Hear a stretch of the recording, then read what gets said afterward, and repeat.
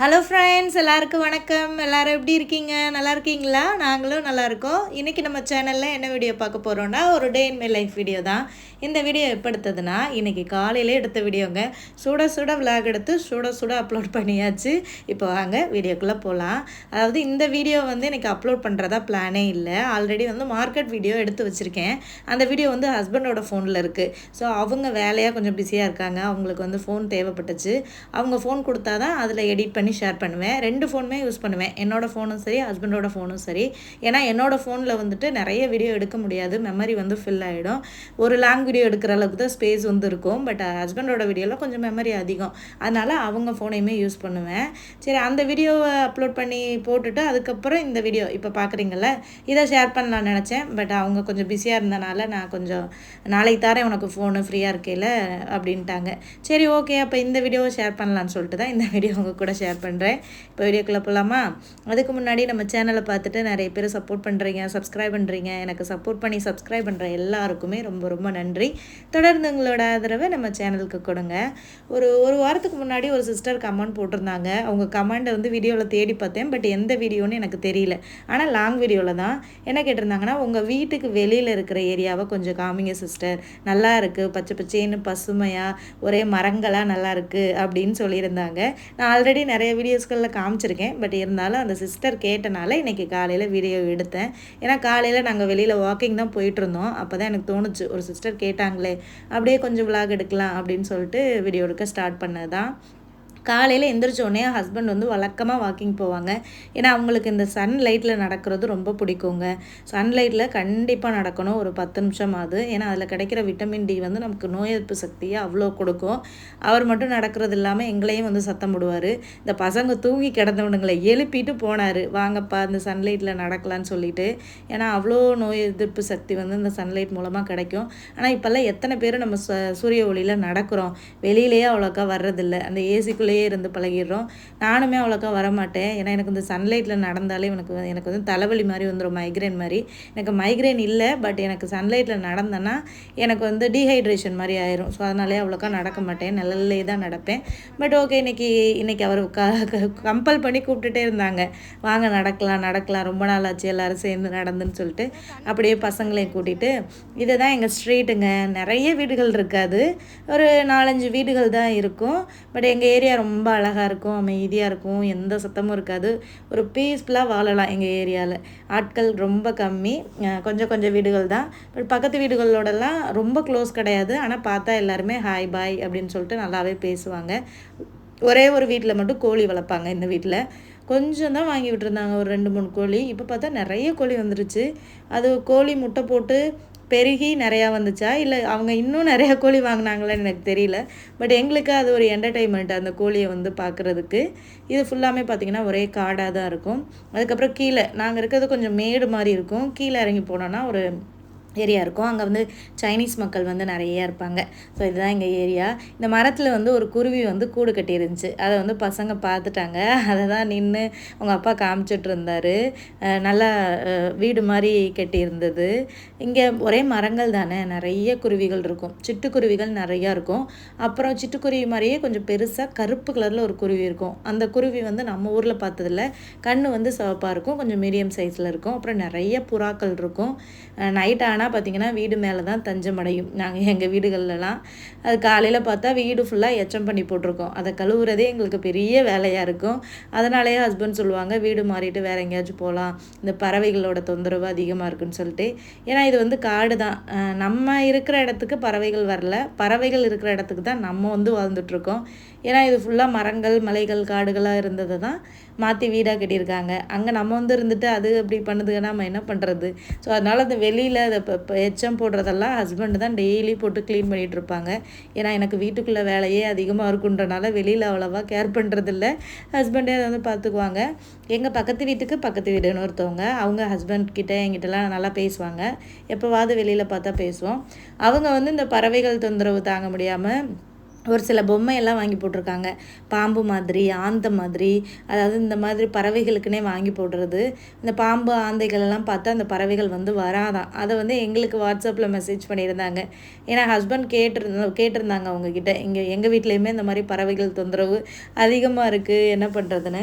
அப்போ இந்த மாதிரி டாய்ஸ் எல்லாம் வாங்கி இந்த போட்டிக்கோல பறவைகள் எங்கெங்கெல்லாம் உட்காருதோ ஆனால் போடுங்க, போட்டால் அது வந்து அவ்வளோக்கா வராதுன்னு சொல்லிட்டு நாங்களும் அந்த மாதிரி வாங்கி ட்ரை பண்ணலான் இருக்கோம். அப்புறம் நான் கொஞ்சம் நேரம் தான் நடந்துட்டு நான் வீட்டுக்குள்ளே வந்துட்டேன். ஏன்னா ஹஸ்பண்ட் மாதிரி போய் நம்ம நடந்துட்டுருக்க முடியாது. நமக்குன்னு சில கடமைகள் இருக்கும் பார்த்திங்களா. வீட்டில் காலையில் பிரேக்ஃபாஸ்ட் பண்ணுறது, அவங்க வாக்கிங் போயிட்டு நல்லா ரெஃப்ரெஷ் ஆகிட்டு வந்துடுவாங்க. இன்னும் பிரேக்ஃபாஸ்ட் சமைக்கலையா அப்படின்னு சொல்லிட்டு, அதனால நான் ஒரு 10 நிமிஷம் மட்டும் நடந்துட்டு டக்குன்னு வந்துட்டேன். கிச்சனுக்குள்ளே போகலான்னு பார்த்தா மனசே வரல.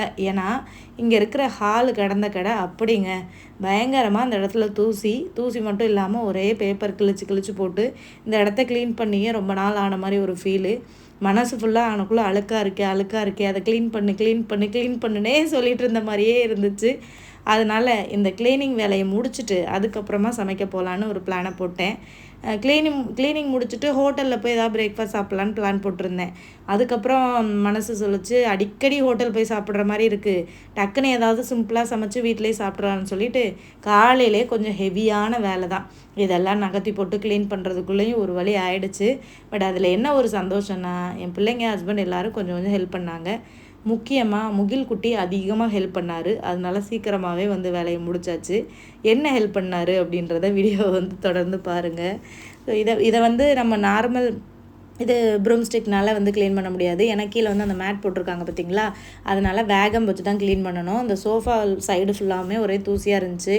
ஏன்னா இங்கே உள்ள கிளைமேட்டுக்கு அதிகமாக தூசி விழுகும். மோஸ்ட்லி நாங்கள் இந்த ஏரியாக்களெல்லாம் அவ்வளோக்கா யூஸ் பண்ணவே மாட்டோம். அதிகமாக யூஸ் பண்ணுறதுன்னு பார்த்திங்கன்னா தூங்குறதுக்கு பெட்ரூமு, அதுக்கப்புறம் மாடியில் ஹஸ்பண்ட் அவங்க வேலையை பார்க்குறதுக்கு ஒரு ரூமு, கிச்சனில், அப்புறம் அந்த டைனிங் டேபிள் கிடக்கிற ஏரியா, அப்புறம் அந்த ஜிம் சைடு ட்ரெட்மில் போட்டிருக்கோம்ல அந்த சைடு விளையாடுறதுக்கு. இந்த ஏரியாலாம் அனாமத்தாக தான் கிடக்கும். யாராச்சும் வீட்டுக்கு வந்தாங்கன்னா உட்காந்து பேசுகிறது அந்த மாதிரி தான். அதனால தான் இது அவ்வளோக்கா எதையுமே நம்ம அவ்வளோக்கா யூஸ் பண்ணலைன்னா தூசி பிடிச்சிரும் பார்த்திங்களா, அந்த மாதிரி தான் கிடந்தது. ஒரு 4 பேர் இருக்கிறவங்களுக்கு இவ்வளோ பெரிய வீடுன்றது தேவையில்லாத ஒன்று. பட் வேறு வழி இல்லைங்க. நமக்கு இங்கே கொடுத்தனால நம்ம வந்து இருக்கிறோம். இல்லைனா ஒரு சின்ன ஹவுஸ் அந்த மாதிரி தான் வந்து பார்த்துருப்போம். இந்த டேபிள் ஃபுல்லாக ஒரே தூசியாக இருந்தது. அதுக்கப்புறம் இந்த லிக்யூடு ஒன்று இருக்குங்க, இந்த மாதிரி அழுக்காக இருக்கிறது துடைக்கிறதுக்குன்னே மிஸ்டர் க்ளீனிங் நினைக்கிறேன் அது பேர். அதை போட்டு துடைச்சேன். நல்லா அழுக்கு வந்து பளிச்சுன்னு வந்து போச்சு. ஃபஸ்ட்டு அதை துடைச்சிட்டு அதுக்கப்புறமா அந்த டேபிளை தூக்கி சைடில் கிடாசிட்டு அப்புறம் அது ஃபுல்லாக வந்து வேகம் போட்டுட்டோம்னா நமக்கு ஈஸியாக வந்து வேலை முடிஞ்சிடும். இதெல்லாம் க்ளீன் பண்ணி முடித்ததுக்கப்புறம் தான் பார்த்திங்கன்னா மனசு நிம்மதியாக இருந்தது. அதுக்கப்புறமா போய் பிரேக்ஃபாஸ்ட் பண்ணிவிட்டு சாப்பிட்டுட்டு அப்புறம் வெளியில் போனோம் நாங்கள். ஏன்னா நாளைக்கு வந்து பசங்களுக்கு ஸ்கூல் வந்து ஓப்பன் ஆக போகுதுங்க. ஒரு 2 வீக்ஸ் பக்கம் லீவ் விட்ருந்தாங்க. நல்லா ஜாலியாக என்ஜாய் பண்ணாங்க பசங்க. வீட்டிலையே தான் நல்லா சாப்பிட்றது, விளையாடுறது, வெளியில் போகிறது. எனக்குமே நல்ல ஒரு ரெஸ்ட்டு கிடச்சது. ஒரு செகண்ட் டேர்ம் லீவுன்னு சொல்லிட்டு விட்டுருந்தாங்க. இப்போ லீவ் முடிஞ்சதோட இப்போ நாளைக்கு ஸ்கூல் ஸ்டார்ட் ஆகுதா, செப்டம்பர் 1st வீக்கில் ஒரு எக்ஸாம் ஸ்டார்ட் ஆகுது. முகிலுக்குமே இருக்கும், ஆதவுக்குமே இருக்கும். ஆதவுக்கு வந்து டேட் சொல்லிட்டாங்க, பட் முகிலுக்கு வந்து இன்னும் டேட் சொல்லலை. ஏன்னா முகில் வந்து இன்னும் கிண்டர்கார்டன் லெவலில் தான் இருக்கார். அதுக்கப்புறம் அந்த டெஸ்ட்டு முடிஞ்சோன்னா ஒரு 1.5 மாதம் ஸ்கூல் இருக்கும். அதுக்கப்புறம் நவம்பர் பாதியிலேருந்து டிசம்பர் வரைக்கும் ஃபுல் கம்ப்ளீட் லீவு தாங்க. ஸோ இன்றைக்கி வந்து வெளியில் எதுக்காக போனோம்னா, பசங்களுக்கு முடி நல்லா தலையில் வளர்ந்துருச்சு. போய் ஹேர் கட் பண்ணி விட்டுட்டு அதுக்கப்புறம் ஸ்டேஷ்னரி கொஞ்சம் திங்ஸ் எல்லாம் வாங்க வேண்டியது இருந்தது. இவர் ஆதவ் வந்து இந்த நார்மல் பென்சில் வச்சு எழுத மாட்டார். அவங்க வந்து அந்த மெக்கானிக்கல் பென்சில் இருக்குது பார்த்திங்களா, நீடில் போட்டது, அதுதான் அவனுக்கு ரொம்ப பிடிக்கும் அதில் எழுதுறது. அதில் நீடில் எல்லாம் காலியாகிடுச்சு அப்படின்னு சொல்லிட்டு அப்புறம் எரேசர் எல்லாம் இதாகிடுச்சு, ஸ்கூலில் தொலைச்சிட்டு வந்துட்டானா. அதோட 1-2 வாங்க வேண்டியது இருந்தது. அப்புறம் இவனுங்களுக்கு கொஞ்சம் டீச் பண்ணுறதுக்கு முகிலுக்கு வந்து ஹேண்ட் ரைட்டிங் எழுதி பழக வைப்பேன். இந்த 3 கோடு போட்ட நோட்டு இருக்குது பார்த்திங்களா, அது வந்து வாங்குறதுக்கு அதுவும் வாங்க போக வேண்டியது இருந்துச்சு. அப்படியே நாங்கள் வெளியில் போயிட்டு சுற்றிட்டு இருக்கும் போதே எங்களோட ஃப்ரெண்டு ஒரு அண்ணா எங்களுக்கு சாப்பாடு கொடுப்பாங்கள்ல, அவங்க கால் பண்ணியிருந்தாங்க, பிரியாணி செஞ்சுருக்கேன் வாங்கன்னு சொல்லிட்டு.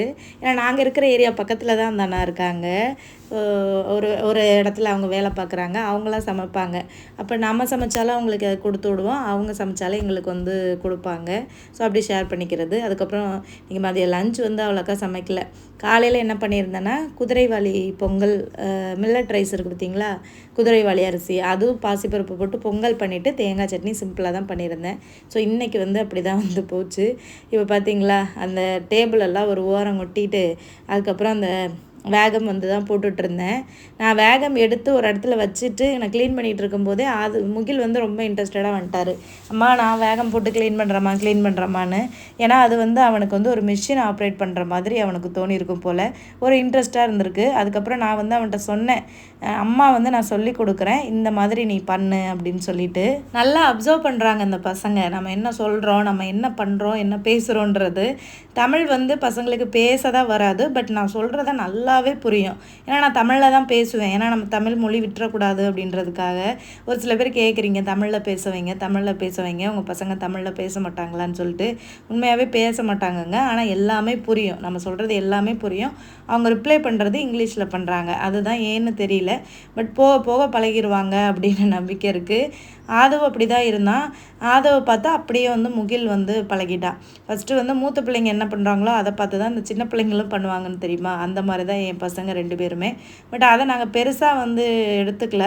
அவங்களுக்கு என்ன பேச்சு வருதோ பேசட்டும், பட் வளர வளர தமிழ் பேச பழகிடுவாங்க, அது பிக்கப் பண்ணிடுவாங்க அப்படின்ற ஒரு நம்பிக்கை இருக்குது. அதுக்கப்புறம் இந்த டேபிளை நகர்த்தி இந்த சைடு போட்டுட்டு அவன்கிட்ட கொடுத்துட்டேன் அந்த வேகமை. அவன் அப்போ தான் கொஞ்சம் கொஞ்சம் ட்ரை பண்ணான். ஃபஸ்ட்டு இழுக்க தெரியல எப்படி வந்து அதை புஷ் பண்ணி இழுக்கிறதுன்னு சொல்லிட்டு. ஏன்னா இப்போ தானே புதுசு. அதுக்கப்புறம் நான் அதை வாங்கி அதை முன்னாடி வச்சு அப்படியே ஃபோர்ஸாக அப்படி இழுக்கணும்ப்பா அப்படின்னு சொன்ன உடனே அப்புறம் தெரிஞ்சுக்கிருச்சு. அப்புறம் நம்ம அந்த சோஃபாவெல்லாம் க்ளீன் பண்ணுறதுக்கு அந்த டஸ்ட்டு கலெக்டர் இருக்குது பார்த்தீங்களா, அதை வந்து கலட்டிட்டு அந்த டியூபை மட்டும் போட்டு இது பண்ணணும். ஏன்னா அதுலேருந்து ஃபோர்ஸாக வந்து காற்று வரும், அதுவே வந்து அந்த டஸ்ட்டை வந்து நல்லா இழுத்துரும். ஸோ அந்த மாதிரி சொல்லி கொடுத்தோன்னா நல்லா பண்ணாங்க. எனக்கு வந்து தனியாக நான் மட்டும் வேலை பண்ணேன்னா எனக்கு ரொம்ப டைம் இழுக்கும். சம்டைம்ஸ் நமக்கு ஒரு போர் அடிக்கிற மாதிரி இருக்கும். அதே யாராவது நமக்கு கூட வந்து ஹெல்ப் பண்ணிவிட்டு பேசிகிட்டே அப்படியே க்ளீன் பண்ணும்போது டக்குன்னு நமக்கு வந்து க்ளீனும் பண்ணிடலாம், நமக்கு போர் அடிக்கிறதும் தெரியாது பார்த்தீங்களா. அப்படி தான் வந்து இருந்தது. முகில் வந்து ஹெல்ப் பண்ணது அவ்வளோ ஹாப்பியாக இருந்தது. தேங்க்யூ முகில் அப்படின்னு வந்து சொன்னேன். அதை சொல்கிறா, நெக்ஸ்ட் டைம் க்ளீன் பண்ணும்போது என்னை கூப்பிடுங்கம்மா நான் வரேன் அப்படின்னு சொல்லிச்சு இங்கிலீஷ்லேயே. பரவாயில்ல இந்தளவுக்கு அண்டர்ஸ்டாண்ட் பண்ணிக்கிறானுங்களே அப்படின்ற மாதிரி இருந்தது. முகில் க்ளீன் பண்ணுறதை பார்த்து ஆதவ் க்ளீன் பண்ண வந்துட்டார். ஆதவ் வந்து முகிலை விட நல்லா அண்டர்ஸ்டாண்ட் பண்ணுவாங்க. எனக்கு கிச்சனில் ஏதாவது ஒர்க்னா வந்து பண்ணுவான், இந்த வேலை பண்ணுப்பா அந்த வேலை பண்ணுப்பான்னா எல்லாமே வந்து பண்ணுவான். பாத்திரம் கூட கிடந்தா கூட நீங்கள் விளக்காதீங்கம்மா, ரெஸ்ட் எடுங்க, நான் விளக்கி தரேன் அப்படியெல்லாம் சொல்லுவான். பட் இந்த வயசில் அவங்கள பாத்திரம் விளக்க வைக்க முடியாது, ஏன்னா சோப்பு போட்டு அவங்களுக்கு ஒழுங்காக கழுவ தெரியாது. இன்னுமே கொஞ்சம் வளரணும். பட் அவங்கவுங்க சாப்பிட்ற பிளேட்டை கழுவ சொல்லுவேன். உன்னோட பிளேட்டை நீ கழுவு, உன்னோட சாப்பிட்ட பொருளை எடுத்துக்கொண்டு போய் வை அப்படின்னு ஒன்று சொல்லுவேன், பண்ணுவானுங்க. அப்புறம் கீழே எல்லாமே நல்லா வேகம் போட்டு எடுத்தாச்சு. அதுக்கப்புறம் இந்த சோஃபா சைடில் ஃபுல்லாக தூசாக இருந்துச்சு பார்த்தீங்களா, அதை க்ளீன் பண்ணுறதுக்கு தான் அந்த டஸ்ட் கலெக்டரை இது பண்ணிவிட்டு அந்த டியூபை மட்டும் போட்டு சொல்லி கொடுத்தேன். அதையுமே சூப்பராக பண்ணிட்டாரு. அந்த 3 சோஃபாயுமே நல்லா வந்து பண்ணிட்டாரு. அப்புறம் எனக்கு ஃபுல்லாக ஃப்ரீ ஆகிடுச்சு. அப்புறம் சைடில் மட்டும் அந்த சோஃபாவுக்கு பின்னாடி சைடில் மட்டும் க்ளீன் பண்ணுறது தான். அதிகமாக எனக்கு குப்பை சேர்றது எதுன்னு பார்த்திங்கன்னா தூசி விழுகிறதும் அதுக்கப்புறம் பல்லி எச்சம் போடுறது தான். பல்லியுமே இங்கே நிறையா இருக்கும், கரப்பாம்பூச்சி, கொசு எல்லாமே இருக்கும். நம்ம ஊரில் என்னென்னலாம் இருக்கோ அதெல்லாமே இங்கே இருக்கும். அந்த பல்லி என்ன பண்ணுன்னா அந்த ஏசிக்குள்ளே போய் உட்காந்துக்குறோங்க பாதுகாப்பாக. அங்கேயே வந்து குடும்பம் நடத்திட்டு செட்டில் ஆயிரும் சொந்த பந்தங்களோட. அது என்ன பண்ணும், நம்ம இல்லாத நேரம் நைட்டானா அது எங்கே எச்சம் போடும், வீட்டுக்குள்ளேயே தானே போடும். அந்த ஜன்னல்லாம் இருக்குது பார்த்திங்களா, அந்த இடையில அதில் போட்டு விட்ரும். ஃபுல்லாக அது வந்து நம்ம ப்ரூம் ஸ்டிக்கை வச்சு எடுக்க முடியாது, இந்த வேகம் வச்சு தான் அதுக்குள்ளே விட்டு அப்படியே புஷ் பண்ணி இழுக்கிறது. ஸோ அதுதான் வந்து கொஞ்சம் எரிச்சலாக இருக்கும் இந்த பள்ளி பண்ணுற வேலை. பள்ளி வரட்டணுன்னா ஏதாவது டிப்ஸ் இருந்தால் சொல்லுங்கள். இங்கே வந்து ஒரு போர்டு மாதிரி விற்கிறாங்க. ஆல்ரெடி நாங்கள் இந்த வீட்டுக்கு வரும்போது ஹவுஸ் ஓனரே அந்த மாதிரி போர்டு ஒரு 4-5 போர்டு வாங்கி எங்கெங்கெல்லாம் ஏசி இருக்கோ அதுக்குள்ளே போட்டு வச்சுருந்தாங்க. அந்த போர்டு என்ன பண்ணுது, நல்லா இது மாதிரி இருக்குது, பேஸ்ட்டு மாதிரி அந்த போர்டில். அப்போ அது பள்ளி வந்து நல்லா ஒட்டிக்கிறது மூவ் ஆகாமல். நாங்கள் லாஸ்ட் டைமு ஏசியை வந்து இது பண்ணுறது சர்வீஸ் பண்ணுறதுக்காக வந்திருந்தாங்க. அப்போ சர்வீஸ் பண்ணும்போது எல்லா ஏசியிலேருந்துமே அதை கழட்டி எடுத்தாங்க. அந்த போர்டை கழட்டியில் உள்ளே இருந்து எடுத்தாங்க. அது ஃபுல்லாக ஒரே பல்லி, பார்க்கவே முடியல, செத்து போய் கருவாடாக இருந்தது. இது என்னடா அது அப்படின்னு நானும் ஹஸ்பண்டும் பார்த்தபோது ஒரு பல்லியை கொல்றதுக்கான ஒரு இது போல் அப்படின்னு சொல்லிட்டு. ஸோ அந்த மாதிரி வாங்கி போட்டோன்னா அந்த பல்லியிலேருந்து தப்பிக்கலாம்னு நினைக்கிறேன். ஸோ நீங்களாம் வீட்டில் இந்த பல்லி இது பண்ணுறதுக்காக என்ன டிப்ஸ் ஃபாலோ பண்ணுவீங்கன்றதை கமெண்ட்டில் ஷேர் பண்ணுங்கள். அப்புறம் ஒரு வழியாக நாங்கள் இந்த ஏரியாவே கம்ப்ளீட்டாக க்ளீன் பண்ணியாச்சு. ஃபைனலாக இந்த இடத்துக்கு வந்தாச்சு. இதெல்லாம் க்ளீன் பண்ணோன்னே பார்த்தா அந்த ஏரியாவே சூப்பராக பளிச்சுன்னு செம்மையாக இருந்துச்சுங்க பார்க்குறதுக்கு. நான் வந்து எப்படின்னா அடிக்கடி வீடெல்லாம் க்ளீன் பண்ணிகிட்டே இருக்க மாட்டேன். எங்கள் அக்காலாம் பார்த்திங்கன்னா பயங்கர நீட்டு, பயங்கர சுத்தமாக வச்சுருப்பாள் எங்கள் அக்காலாம். வச்ச பொருள் வச்ச இடத்துல இருக்கணும். அவங்க பிள்ளைங்களையும் அப்படி தான் பழக்குவாள். பட் நான் அப்படி கிடையாது. அந்த பசங்கள்கிட்ட சொன்னாலும் கேட்க மாட்டாங்க, ஏன்னா சின்ன பசங்க மறந்துடுவாங்க. நானும் அதே மாதிரி ரொம்ப க்ளீன் பண்ணிவிட்டு ரொம்ப நீட்டாக வச்சுருப்பேன் அப்படின்லாம் சொல்ல முடியாது. எனக்கு எப்படி இன்ட்ரெஸ்ட் இருக்கோ, எனக்கு எப்படி மூடு இருக்கோ க்ளீன் பண்ணுறதுக்கு, அதுக்கேற்ற மாதிரி தான் க்ளீன் பண்ணுவேன். ஏன்னா உடனே க்ளீன் பண்ணணும், எல்லா இடத்தையும் நீட்டாக வச்சுக்கணுன்னா அதுவே நமக்கு ரொம்ப வியாதியாக மாறிடுங்க. ஸோ எனக்கு எப்போ பீஸ்ஃபுல்லாக இருக்குது க்ளீன் பண்ணுறதுக்கு, எப்போ நான் வந்து நல்லா ஒரு மூடில் இருக்கேன் க்ளீன் பண்ணுறதுக்கு, அந்த மாதிரி இருந்தால் மட்டும்தான் நான் வந்து க்ளீன் பண்ணுவேன். ஸோ வீடுன்றதா அப்படி இப்படின்னு இருக்க தாங்க செய்யும். அதுவும் பெரிய வீடாக இருந்தால் உண்மையாகவே மேனேஜ் பண்ணுறது கஷ்டம். குழந்தைங்கள வச்சுக்கிட்டு மேனேஜ் பண்ணுறது கஷ்டங்க. ஸோ இந்த மாதிரி தான் வாரத்தில் ஒரு நாள் கம்ப்ளீட்டாக இப்படி க்ளீன் பண்ணுறது அப்படி தான். பட் ஹஸ்பண்ட் சம்டைம்ஸ் அவங்களுக்கு வந்துட்டு கொஞ்சம் குப்பையாக இருக்குது, நான் வேலை பார்த்துட்ருக்கேன்னா அவங்களுமே கம்ப்ளீட்டாக எனக்கு க்ளீன் பண்ணி கொடுப்பாங்க. அவங்களையுமே நம்ம குறையே சொல்ல முடியாதுங்க. அவரும் கூட குறைய ஹெல்ப் பண்ணுறதுனால தான் இவ்வளோ நாள் வண்டி ஓடிட்டுருக்குன்னு வைங்களேன். இல்லைன்னா ரொம்பவே நாளாக இதாகிடுவேன். ஏன்னா வீட்டு வெளியிலலாம் நான் சுத்தமாக க்ளீனே பண்ண மாட்டேன். அவர் தான் ஃபுல்லாக ஓஸ் வாங்கி போட்டு எல்லாத்தையும் டெய்லியுமே க்ளீன் பண்ணிடுவார் காலையில் எழுந்திரிச்சோன்னையே. அவருக்கு அந்த வெளியில் அந்த பறவைகள் எச்சம் பார்த்தா பிடிக்காது. அதை க்ளீன் பண்ணிட்டாருனா தான் அவருக்கு வந்து மனசு நிம்மதியாக இருக்கும். ஸோ அதனால் 2 பேரும் சேர்ந்து இப்படி மேனேஜ் பண்ணுறனால தான் வீடு வந்து ஓரளவுக்கு ஓடிட்டுருக்குன்னு வைங்களேன். ஒரே ஆளாக பண்ணோம்னா நம்ம ரொம்ப டயர்டாயிருவோங்க. ஏன்னா அந்த மாதிரியான வீடு தான் இது.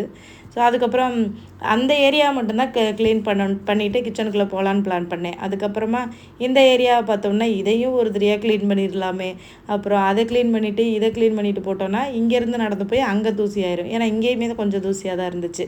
அதோட கையாக இதையும் வந்து க்ளீன் பண்ணியாச்சு. டைனிங் டேபிள் ஃபுல்லாக ஒரே பென்னு பென்சிலு நோட்டாக இருந்தது. ஏன்னா பிள்ளைங்களை கொஞ்சம் ரிவிஷன் பண்ண வச்சிட்ருக்கேன். ஸ்கூல் வேறு ஓப்பன் ஆக போகுது இல்லையா, அதனால் அதை எல்லாத்தையும் எடுத்து இது பண்ணிவிட்டு அப்புறம் டேபிளை வந்து ஈர துணியை வச்சு அப்படியே தொடச்சி எடுத்தாச்சு. அதுக்கப்புறம் பார்த்தோன்னே தான் வீடு வந்து கொஞ்சம் ஓகேவாக இருந்தது. பட் இது வந்து ரொம்ப நாளைக்கெல்லாம் நீடிக்காது. இவ்வளோ க்ளீனாக இருக்கிறதெல்லாம் அது 1 மணி நேரத்துலேயே வேறு மாதிரி ஆகக்கூட வாய்ப்பு இருக்குது. ஏன்னா பசங்க இருக்கிறதுனால ஏதாச்சும் விளையாடுவாங்க. நம்ம ரொம்ப கண்ட்ரோலாகவும் வச்சுக்க முடியாது, அதை பண்ணாத இதை பண்ணாதன்னு. ஏன்னா அது வந்து அந்த கிராஃப்ட் ஒர்க்கு ட்ராயிங் ஒர்க்கெல்லாம் பண்ணுவான். நம்ம வந்து குப்பை போடுற அப்படின்னு சொல்லிட்டு அவனை திட்டுனன்னா அதை பண்ணவே மாட்டான், விட்டுருவான். ஸோ அது ஒரு ஸ்கில்லு தானே, அது ஏதாவது ஒரு வேலை பண்ணிகிட்டு இருக்கட்டுமே அப்படின்னு சொல்லிட்டு நம்ம விட்டுறது. குப்பையானாலும் பரவாயில்ல, நம்ம பார்த்துக்கலாம் அப்படின்னு சொல்லிட்டு. ஸோ அதுக்கப்புறம் அவ்வளோதாங்க, அந்த க்ளீனிங் ஒர்க்கு ஓரளவுக்கு முடிஞ்சிருச்சுங்க இன்றைக்கி. இது ஒரு கொஞ்சம் நாளைக்கு நீட்டாக இருக்கும் வீடு. அதுக்கப்புறமா கிச்சனுக்கு வந்தாச்சு. நான் காலையிலேயே வந்து பொங்கல் பண்ணிடலாம், ஹோட்டல் போவேன்னா வீட்டிலேயே பிரேக்ஃபாஸ்ட் பண்ணி சாப்பிட்றலான்னு முடிவு பண்ண உடனேயே பொங்கலுக்கு வந்து ஊற வச்சுட்டேன். 1 கப்பு குதிரைவாலி அரிசிங்க. இது மில்லட்டு தான். குதிரைவாலி அரிசியில் தான் பண்ணணும்னு இல்லை, சாமை அரிசி, திணை அரிசி, வரகரிசி எதில் வேணாலும் பண்ணலாம். பட் இந்த குதிரைவாலி அவ்வளோ டேஸ்ட்டாக இருக்குங்க. எனக்கு ரொம்ப பிடிக்கும் இந்த பொங்கல். 1 கப்பு குதிரைவாலி அரிசிக்கு 3/4 கப் அளவுக்கு பாசிப்பருப்பு சேர்த்துருக்கேன். ஒரு 3-4 பல் பூண்டு சேர்த்துருக்கேன். அவ்வளோதான். உப்பு போட்டு வேக வைக்கலாம், உப்பு போடாமையும் வேக வைக்கலாம். நான் உப்பு போடாமல் தான் வேக வைப்பேன். ஏன்னா உப்பு போட்டால் சம்டைம்ஸ் இந்த பருப்பு வந்து சீக்கிரமாகவே வேக மாட்டேங்குது, கல் மாதிரியே இருக்கும். அதனால தான் வெந்ததுக்கப்புறமா உப்பு போட்டு மிக்ஸ் பண்ணிடலான்னு சொல்லிவிட்டு அடுப்பில் தூக்கி வச்சாச்சுங்க குக்கரை. அந்த சைடு சிங்கில் கொஞ்சம் பாத்திரம் கிடந்ததுங்க. என்ன தான் கழுவி வச்சாலும் எப்படித்தான் இந்த சிங்கில் பாத்திரங்கள் வந்து சேருதுன்னே தெரிய மாட்டேங்குது. கொஞ்சம் அப்படியே வந்து இருந்தது. அப்புறம் ஹஸ்பண்ட் வந்து பசிக்குதுப்பா ஏதாவது பண்ணுன்னு சொல்லிட்டு பால் எடுத்துகிட்டு வந்து கொடுத்தாரு. காஃபி போட்டு தரியான்னு சொல்லிட்டு. இல்லை ஒரு 10 நிமிஷத்தில் பொங்கல் வந்து தாளிச்சிடுவேன், பொங்கல் குக்கரில் வச்சுருக்கேன், தேங்காய் சட்னி வச்சு தரேன், முட்டை வச்சு தரேன் அப்படின்னு சொல்லிட்டு டக்குன்னு இந்த பாத்திரத்தை விளக்கிட்டு, அதுக்கப்புறம் முகில்குட்டி வந்து கார்ன் வாங்கிட்டு இருந்தது. லாஸ்ட் வீக் மார்க்கெட் போயிருந்தோம் பார்த்தீங்களா, அப்போ வந்து ஒரு 3 கார்ன் வாங்கிட்டு வந்திருந்தேன். அதை கொடுத்தான். அதை வேக வச்சு கொடுத்தோன்னா இந்த பசங்க சாப்பிட்டுட்ருப்பாங்க. ஏன்னா பிள்ளைங்க 2க்குமே வந்து கார்ன் ரொம்ப ரொம்ப பிடிக்கும். சரி, அதையும் வேக வச்சுட்டு முட்டை வச்சுட்டு பொங்கல் பண்ணிவிட்டு தேங்காய் சட்னி வச்சுட்டு டீனா டீ போட்டு குடிக்கலாம், இல்லைனா காஃபி போட்டு குடிக்கலாம். இதுதான் பிரேக்ஃபாஸ்ட்டுங்க. ஸோ டைம் வந்து ஒரு 10:30 ஆகிடுச்சு பிரேக்ஃபாஸ்ட் நாங்கள் சாப்பிட்றதுக்கே. ஏன்னா இவ்வளோ வேலையும் பண்ணிவிட்டு, ஆனால் ஹஸ்பண்ட் வந்து கேட்டார், வீடெல்லாம் க்ளீன் பண்ணிக்கிட்டு இருக்கிறத பார்த்துட்டு வேலை கொஞ்சம் ஹெவியாக தான் இருக்குது, அதனால் ஹோட்டல் போவோமா அப்படின்னு சொல்லிட்டு. ஹோட்டலுமே ரொம்ப அடிக்கடி போகக்கூடாதுங்க. ஏன்னா அதுதான் ரொம்ப ஒரு மோசமான ஹேபிட்டுன்னு நான் சொல்லுவேன். ஏன்னா வீட்டில் சமைக்கிறதே ஒரு சேமிப்பு தான். என் வீட்டுக்காரர் எப்போவுமே சொல்லுவார், வெளியில் போய் சாப்பிட்றத விட வீட்டில் நம்ம சமைக்கிறதே அது ஒரு சேமிப்பு தான் வினிதா.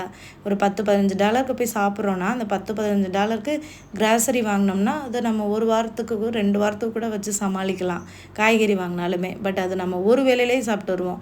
சாப்பிடலாம், மந்த்லி ஒன்ஸு இல்லைனா 2 வீக்ஸ் ஒன்ஸ் அந்த மாதிரி சாப்பிட்லாம். பட் அடிக்கடி போய் நம்ம பழகிட்டோன்னா அதுவே நமக்கு வந்து பழக்கமாயிரும் அப்படின்னு சொல்லுவார். அப்புறம் தான் நான் யோசித்தேன், எதுக்கு ஓயாமல் போயிட்டு ஹோட்டலில், ஏன்னா ஹோட்டல் போனாலும் இட்லி தோசை தான் சாப்பிட போகிறோம், பொங்கல் அந்த மாதிரி தான் சாப்பிட போகிறோம். அதுக்கு நம்ம வீட்டிலையே பண்ணிடலாமேன்ட்டு தான் நான் வேணான்னு சொல்லிட்டேன். எப்போவுமே நான் தான் கூப்பிடுவேன் அவரை, ஏன்னா வேலை கொஞ்சம் அதிகமாக இருக்கும், ஹோட்டல் போய் சாப்பிட்டா கொஞ்சம் ரிலாக்ஸாக இருக்கும்னு. பட் இன்றைக்கி வந்து நானே வேணான்னு சொல்லிட்டேன். பரவாயில்லையே வினிதா, இதளவுக்கு மாறிட்டியே அப்படின்ற மாதிரி இருந்தது. அதுக்கப்புறம் அந்த பாத்திரத்தை விளக்கி வச்சுட்டு இந்த கார்ன் பசங்க எடுத்து கொடுத்தாங்களா, அதுதான் உரிச்சுட்டு இருந்தேன். அதில் ஒரு கார்ன் வந்து கொஞ்சம் புழு மாதிரி இருந்ததுங்க. அதை மட்டும் லைட்டாக கட் பண்ணிவிட்டு முறித்து அப்படியே வேக வச்சிட வேண்டியதான். இங்கே புரோனையில் கிடைக்கிற காய்கறி பழங்கள் ஓரளவுக்கு ஆர்கானிக்காக இருக்குங்க. ஏன்னா இங்கே அவ்வளோக்கா விவசாயம் இல்லை, மோஸ்ட்லி இங்கே வீடுகளில் வளர்கிறது இந்த மாதிரி தான் வந்து கொண்டு வந்து விற்பாங்க. இந்த மாதிரி பூச்சி புழுவாக இருக்குன்னு வைங்களேன், அது வந்து உண்மையாகவே ரொம்ப ஆர்கானிக்கு. மருந்து தெளிக்க மாட்டாங்க, அவ்வளோக்கா வந்து ஃபர்டிலைசர்லாம் யூஸ் பண்ண மாட்டாங்கங்க. ஏன்னா அந்த மாதிரியான காய்கறி பழங்களில் தான் புழு வந்து அதிகமாக போகும். ஸோ அந்த மாதிரி உள்ளதாக பார்த்து வாங்குவார் என் வீட்டுக்காரர். கீரையெல்லாம் வாங்கினார்னா எந்த கீரை பூச்சி இந்த இலை புளியாக இருக்கும் பார்த்தீங்களா, அதை பார்த்து தான் வாங்குவார். அந்த மாதிரி இருந்தால் தான் கொஞ்சம் மருந்து தெளிக்காமல் இருக்குன்னு சொல்லிட்டு. உண்மைதான் இல்லையா? ஏன்னா இப்போ வந்து எவ்வளவோ கலப்படம் பண்ணுறாங்க, பட் புரோனை நாட்டில் அவ்வளோக்கா இல்லைங்க. ஏன்னா இங்கே ரொம்ப விவசாயம் கிடையாது, மோஸ்ட்லி மலேசியாவிலேருந்து வரும். இங்கே வந்து இங்கே ஊரில் விளையிறது, அதுவும் இந்த ஊர் மண்ணுக்கு எல்லாமே ஓரளவுக்கு செழிப்பாக தான் வளரும். ஸோ அதனால தான். அதுக்கப்புறம் முட்டை வேக வச்சிடலான்னு சொல்லிட்டு ஒரு பாத்திரத்தில் தண்ணி ஊற்றி முட்டையை எடுத்து போட்டாச்சு. ஒரு சைடு கான் வெந்துட்டுருக்கு, இன்னொரு சைடு நம்ம அந்த குதிரைவாலி அரிசி வேக வச்சோம்ல அதுவுமே நல்லா வெந்துருச்சு. இந்த பொங்கலுக்கு சூப்பரான சைடிஷ்னால் தேங்காய் சட்னி தாங்க. கொஞ்சம் காரம், பச்சை மிளகா கூட போட்டு காரமாக தேங்காய் சட்னி வச்சிங்கன்னா டேஸ்ட் அட்டகாசமாக இருக்கும். ரொம்ப ரொம்ப பிடிக்கும், ட்ரை பண்ணுங்கள். சும்மா வேக வச்சுட்டு நெய் போட்டு சீரகம், மிளகு, கொஞ்சம் இஞ்சி, கருவேப்பிலை போட்டு தாளித்து கொட்டிட்டு இறக்கிற வேண்டியதாங்க. அவ்வளோ டேஸ்ட்டாக இருக்கும். ஒன் டைம் ட்ரை பண்ணிங்கன்னா அடுத்தடுத்து பண்ணுவீங்க. ஏன்னா நான் முன்னாடியெல்லாம் அடிக்கடி பண்ணுவேன், இப்போ தான் ரொம்ப நாள் ஆகிடுச்சு. இன்றைக்கி தான் பண்ணோம். காலையில் பண்ணது எல்லாமே கம்ப்ளீட்டாக காலி, ஏன்னா எல்லாருக்குமே பிடிச்சி போச்சு. ஏன்னா அளவாக தான் பண்ணுவேன் நான். குட்டியோண்ட நம்ம அரிசி போடுவோம்ல, கப்பு, குட்டி கப்பு, அந்த கப்பில் 1 கப்பு குதிரைவாலி, அதே கப்பில் 3/4 கப்பு பருப்பு எவ்வளோக்கு அதிகமாக போடுறீங்களோ அவ்வளோக்கு நல்லாயிருக்கும். அப்புறம் தேங்காய் சட்னி பண்ணுறதுக்கு ஆல்ரெடி உடச்ச தேங்காய் இருந்துச்சு, அதில் வந்து கீறிட்டு அப்படியே வந்து கழுவிட்டு மிக்சியில் போட்டு அரைக்க வேண்டியது தான். ஸோ தேங்காய் சட்னி நான் எப்படின்னா, கொஞ்சம் சின்ன வெங்காயம் இருந்தால் போடுவாங்க, அப்புறம் பூண்டு, கொஞ்சம் இஞ்சி, கருவேப்பிலையும் போட்டு அரைச்சிடுவேன், தேங்காய், பொட்டுக்கடலை, அவ்வளோதான். அந்த மாதிரி தான் அரைக்கிறது. இதே குதிரைவாலி அரிசியில் வந்து சக்கரை பொங்கல் பண்ணலாங்க.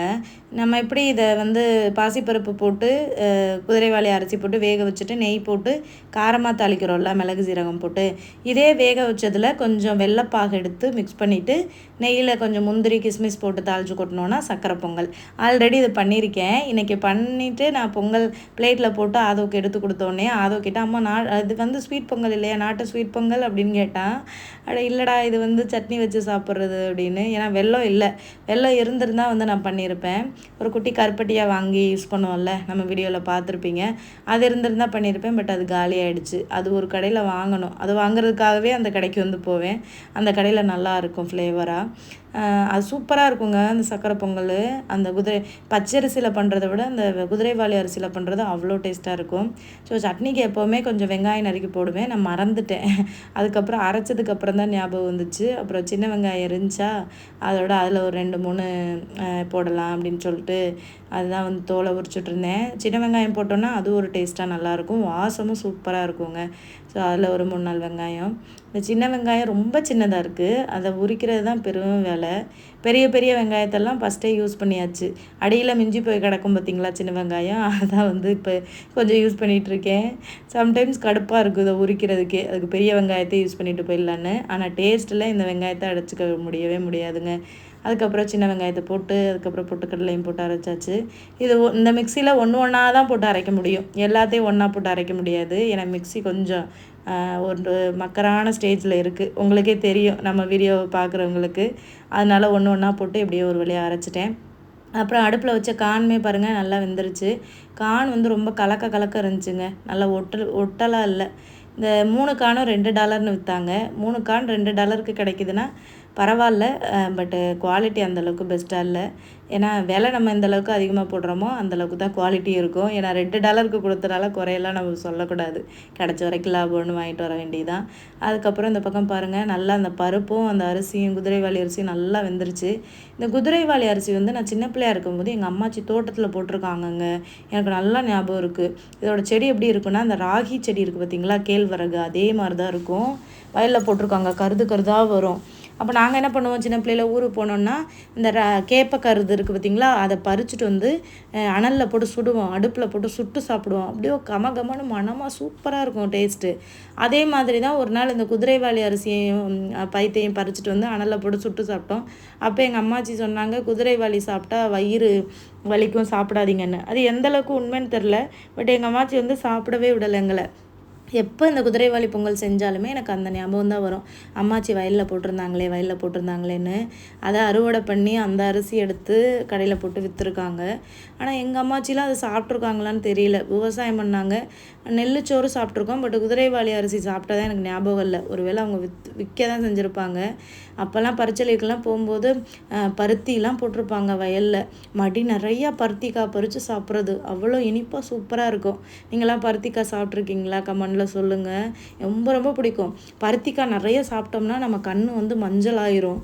சாப்பிட்டு மடி நிறைய பறித்து சாப்பிட்டு வீட்டுக்கு வர்றது, எங்கள் அம்மா பார்த்துட்டு என்ன கண்ணு ஃபுல்லாக மஞ்சளாக இருக்குது, மஞ்சள் காமாலை வந்துட போகுதுன்னுவாங்க. அது என்னென்னு தெரில, பருத்திக்காய் சாப்பிட்டா மஞ்சள் ஆயிரும். டேஸ்ட்டு சூப்பராக இருக்கும், இனிப்பாக தித்திப்பா. நல்லா அந்த பிஞ்சு காயை அமைக்கி பார்த்து பிடுங்குறது, அமுங்கிற மாதிரி இருந்துச்சுன்னா நல்லா பிஞ்சு காய் அவ்வளோ இனிப்பாக இருக்குங்க பருத்திக்காய் சாப்பிட்றது. அப்புறம் இந்த நெல் வயலில் போயிட்டு நெல் பறிகிற மாதிரி இருக்கையில் குருத்து மாதிரி இருக்கும் நெல்லுக்குள்ளே, அதை பிடுங்கி சாப்பிட்றது, நெல்லுக்கிறது எல்லாம் இயற்கையாக சாப்பிட்டு வளர்ந்துருக்கோம் பாருங்க. அப்போல்லாம் வந்து ஒரு பொற்காலம் மாதிரிங்க. இப்போல்லாம் நம்ம பிள்ளைங்களுக்கு ஒன்றுமே கிடைக்க மாட்டேங்குது பாவம். அதெல்லாம் நினைக்கும் போது பம்பு செட்டில் குளிக்கிறது, வயலில் கம்மாயில் போய் குளிக்கிறது, அப்புறம் நண்டு பிடிச்சிட்டு வந்து வீட்டில் குழம்பு வச்சு சாப்பிட்றது. ஸோ அதெல்லாமே உண்மையாகவே சூப்பராக. இனிமேல் எவ்வளோ ஜென்மம் எடுத்தாலும் அந்த மாதிரியான ஒரு லைஃப் கிடைக்குமா அப்படின்றது ரொம்ப ஒரு கிடைக்குமா அப்படின்னா சொல்ல முடியாது, இனிமேல் கிடைக்காது. அந்த 90s வாழ்ந்த காலகட்டம்லாம் அவ்வளோதான். அதுதான் வந்து லாஸ்ட்டு ஜென்ரேஷனாக ஃபோன் யூஸ் பண்ணாத தலைமுறைகள், இயற்கையாய் வாழ்ந்த தலைமுறைகள் எல்லாமே நாம தான். இப்போல்லாம் பிள்ளைங்களோட வாழ்க்கை ரொம்ப வந்து ஒரு இது மாதிரி ஆயிடுச்சுல. ஸோ ஃபோனுக்குள்ளே டெக்னாலஜிக்குள்ளே முடங்கிருச்சு. இப்போ கூட பாருங்கள், மகாராஷ்டிராவில் ஒரு ஐஃபோனுக்காண்டி ஒரு குடும்பமே வந்து இறந்து போயிருக்கு. எப்படி இந்த பிள்ளைங்க இப்படி இருக்கிறாங்கன்னே தெரியல. நம்மெல்லாம் நம்ம அம்மா அப்பாவோட சூழ்நிலைகளை பார்த்து வளர்ந்தோம். நம்ம அம்மா அப்பா நோனா அது நோ தான், எஸ்ஸுனா அது எஸ்ஸு தான், அவங்க என்ன சொல்கிறாங்களோ அதை கேட்டு தான் வளர்ந்தோம். ஈவன் நம்ம கல்யாணம் பண்ண மாப்பிள்ளை முதற்கொண்டு அம்மா சொன்னாங்கன்னா ஓகே, அப்படி தான் நம்மளாம் எவ்வளோ ஒரு டிசிப்ளினாக வளர்ந்துருக்கோம். ஆனால் இப்போ பிள்ளைங்க ஃபோன் தராததுக்கு போய் அந்த பையன் போய் மலைக்கிட்ட போய் நின்றுருக்கான். அப்புறம் அவங்க அப்பா வந்து இழுத்துருக்காரு, அப்புறம் அவங்க அப்பாவோட சேர்ந்து கீழே விழுந்திருக்கான், அப்புறம் அவங்க அம்மா விழுந்திருக்காங்க. உண்மையாகவே அது ரொம்ப ஒரு கஷ்டமான ஒரு விஷயமா இருந்தது. ஒரு புரிஞ்சுக்காத பிள்ளைங்களா இருக்காங்க பாருங்களேன். அந்த ஃபோனு மேலே அப்படி என்ன அடிக்ஷன் என்னன்னே தெரியலங்க. உண்மையாகவே பயமாக இருக்குது.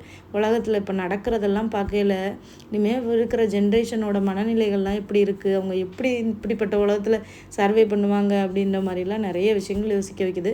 ஸோ பட் எதையுமே வந்து ரொம்ப நெகட்டிவான கண்ணோட்டத்தில் பார்க்க வேணாம், பாசிட்டிவாகவே கடந்து போவோம். ஸோ அதனால தான் இப்போல்லாம் ரொம்ப நான் நெகட்டிவான வீடியோக்களும் போடுறதில்ல, பாசிட்டிவாகவே எடுத்துகிட்டு போயிடலாம் அப்படின்னு சொல்லிட்டு. பட் அந்த இன்சிடெண்ட் ரொம்ப கஷ்டமாக இருந்தது. கடைசி வரைக்கும் அவங்க அம்மா அப்பா வந்து கெஞ்சினாங்கல்ல, அப்போவாது அந்த பையன் கொஞ்சம் மன இறங்கி வந்திருக்கலாம் இல்லையா. வந்திருந்தா எல்லாரும் கொஞ்சம் உயிரோடு இருந்திருப்பாங்க. கீழே விழுந்து அவங்க அப்பாவும் விழுந்து, அதுக்கப்புறம் அந்த பையன் அவங்க அம்மாவும் விழுந்து, ஒரு குடும்பமே இல்லாமல் போயிடுச்சு பாவம். சரி, ரொம்ப ஒரு மோசமான ஒரு இது. சரி வாங்க இப்போ விளாக்கில் போகலாம். அப்புறம் சாப்பாடு எல்லாம் ரெடி பண்ணி சாப்பிட்டாச்சுங்க. பொங்கல் வச்சு சட்னி வச்சு முட்டை வச்சு சாப்பிட்டாச்சு. அப்புறம் நாங்கள் வெளியில் கிளம்புனோம் பார்த்திங்களா. கிளம்பிட்டு இங்கே ஒரு கடை இருக்குது, இங்கே எப்போவுமே வழக்கமாக வந்து நாங்கள் வாழைப்பழம் வாங்குவோம். இது வந்து ரிம்பா காம்ப்ளெக்ஸ்ன்னு சொல்லுவாங்க இந்த ஏரியா. அங்கே வந்து ஒரு சின்ன பெட்டி கடை மாதிரி வச்சுருப்பாங்க. நாங்கள் ஒரு ரெகுலர் கஸ்டமர் தான். இங்கே வந்தோம்னாலே வாழைப்பழம் வாங்குவோம். இந்த ஏரியாவில் தான் வந்து முடி வெட்டுறதுக்கும் கடை இருக்குது பிள்ளைங்களுக்கு. தமிழ்கார அண்ணா ஒரு அண்ணா தான் வந்து முடி வெட்டி விடுவாங்க. அங்கே தான் எப்போவுமே வழக்கமாக போகிறது. அதோட இந்த ஏரியாவுக்கு வந்தனால அப்படியே போய் வாழைப்பழம் வாங்கிட்டு அப்படியே போய் முடியை வெட்டிட்டு, முடி வெட்டுற கடை பக்கத்துலேயே ஸ்டேஷ்னரி ஷாப் இருக்குது. இங்கே ஷமீமா ஷாப்புன்னு சொல்லிட்டு ஃபேமஸான ஒரு கடை. ஸோ அங்கேயும் போயிட்டு ஸ்டேஷ்னரியெல்லாம் வாங்கிட்டு திரும்ப நாங்கள் வேறு ஒரு இடத்துக்கு போகலாம், பண்டார் சைடு போகலான்னு பிளான் பண்ணோம். பட் அந்த கேப்பில் தான் எங்களுக்கு தெரிஞ்ச ஃப்ரெண்டு ஒரு அண்ணா வந்து பிரியாணி இருக்குது வாங்கன்னு சொல்லி கூப்பிட்டாங்க. வெயிட் பண்ணுறோம் அப்படின்னு சொல்லிட்டு அதோட அப்படியே வீட்டுக்கு போயாச்சு. ஏன்னா இந்த இடத்துலேருந்து எங்கள் வீடு கொஞ்சம் பக்கம்தான், ரொம்ப தூரம் இல்லை. ஒரு 5 நிமிஷத்துலேயே போயிடலான்னு வைங்களேன், அவ்வளோ பக்கம்தான். அப்புறம் வாழைப்பழம் வந்து கிடச்சிது, அதோட வாங்கிட்டு அப்படியே வந்து கிளம்பியாச்சு. ஸோ அவ்வளோதான், இந்த வீடியோவோட எண்டுக்கு வந்து நம்ம வந்தாச்சு. ஸோ நம்ம நெக்ஸ்ட் வீடியோவில் பார்க்கலாம். அடுத்த வீடியோ வந்து மார்க்கெட் வீடியோ போடுறேன். அது வந்து பெண்டிங்கில் இருக்குது. நாளைக்கு இல்லைனா நாளை கழிச்சு வாக்கில் டைம் இருந்தால் next video market video share பண்ணுறேன். அவ்வளோதான் ஃப்ரெண்ட்ஸ், நெக்ஸ்ட் வீடியோவில் பார்க்கலாம். Bye bye.